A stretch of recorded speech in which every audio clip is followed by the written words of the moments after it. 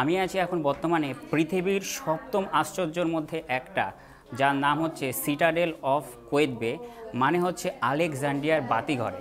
আর আমি একেবারে বলতে পারো সিটাডেল অফ কোয়েতবে রুপটপে আছি। এখান থেকে আমি তোমাদের ভূমধ্য সাগরের যে ভিউটা আছে সেটা আমি তোমাদের দেখে দিই। তার উপরে উঠে ভীষণ খাড়া সিঁড়ি তোমাদের দেখায়, দেখো এখান থেকে ভূমধ্য সাগরটা দেখা যাচ্ছে। দেখো কি সুন্দর না সাগরটা। আর এই ভূমধ্য সাগর হচ্ছে তোমার আটলান্টিক মহাসাগরের সংযুক্ত বলতে পারো একটা সাগর। এটা বেসিক্যালি এশিয়া, ইউরোপ, আফ্রিকা মধ্যবর্তী একটা সাগর। বাদবাকি এখান থেকে এক্সকিউজ মি, এখান থেকে দেখো পুরো আলেকজান্ড্রিয়া শহরটা কি সুন্দর দেখা যাচ্ছে। দেখো, আর আমি কিন্তু এখন রয়েছি পৃথিবীর সপ্তম আশ্চর্যের মধ্যে একটা, যার নাম হচ্ছে সিটাডেল অফ কোয়েতবে। নেমে পড়ি আস্তে আস্তে, তার কারণ খাড়া সিঁড়ি।